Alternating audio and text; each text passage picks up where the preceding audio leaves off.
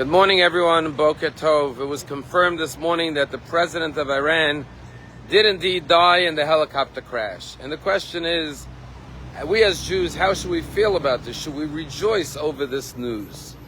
And it's customary in the weeks between Pesach and Shavuot to study ethics of our fathers. And this week's chapter is chapter 4. And in chapter 4, we have the following teaching.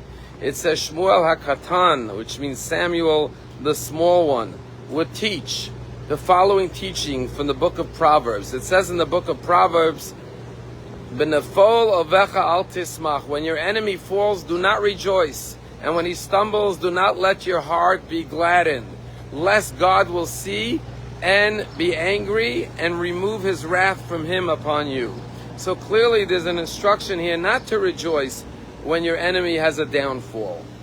On the other hand, we all know that when the Jewish people crossed the sea, they sang a song of praise when they saw the Egyptian enemies drowning. So that would seem to indicate you should rejoice when your enemy is killed.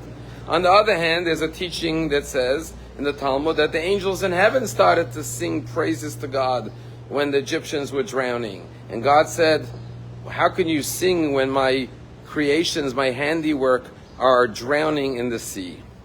And the answer is a very beautiful answer. If you look at the words of King Solomon, he says, when your enemy falls, do not rejoice. B'nefol ovecha. You see, the emphasis is that it's your personal enemy. When you have a personal enemy, a political enemy, and that person has a downfall, don't rejoice, because God will be upset with you that you rejoiced over someone else's downfall. But when it's not your personal enemy, but it's the enemy of mankind, a person who is an evildoer, a wicked person, such a person, of course you have to rejoice. Why?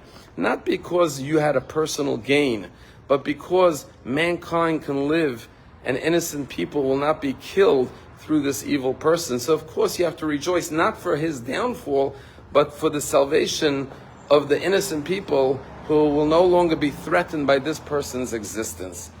What about the fact that God told the angels not to rejoice? That's because the angels were not in danger from Pharaoh. So what reason do they have to celebrate? But human beings who suffered under Pharaoh, or during the story of Purim under Haman, of course they have to rejoice, not for the downfall of the wicked person, not for their personal victory, but because of the salvation of mankind, because the world is now a little bit more peaceful, a little more safer for innocent people, because of this evil person is no longer in existence. But ultimately, King David says, Yitamu chataim min haaretz, may sin be abolished from the earth, and wicked people shall no longer be.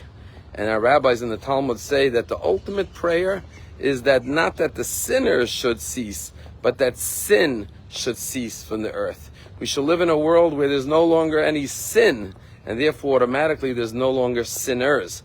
Ideally, it would be better if the sinners stopped sinning, if wicked people stopped being evil, if they became righteous and they did teshuvah. But short of them changing their ways, yes, when wicked people are eliminated from the earth, mankind is better off, and that's a cause for celebration. Along those lines, there's a joke told about the President of the United States, the President of Iran, and the Chief Rabbi of Israel taking a helicopter ride. And suddenly there's a foggy weather and it looks like they're going into a mountain and their lives are in danger. So they look for the parachutes and they see there's only 2 parachutes. So the President of the United States says, I'm the President of the free world. I must take one of the parachutes. And he grabs a parachute and jumps off the helicopter. And now it's just the President of Iran and the Chief Rabbi of Israel. And the President of Iran says, well, I'm the President of the Republic of Iran, hundreds of millions of citizens, I need to take the second parachute. And he grabs it and jumps from the helicopter. And the rabbi, Chief Rabbi of Israel, is alone in the helicopter. And he looks and he sees there's still a parachute in the helicopter. And he's wondering, how did that happen? There were only 2. And then he looks again and he realizes that the President of Iran accidentally grabbed his talis bag and jumped off the helicopter. May God spread his canopy of peace, of protection, his talit, his shelter, his love upon mankind. And may evildoers be abolished from the earth. and may mankind only know peace, and may sin no longer exist. Have a wonderful day.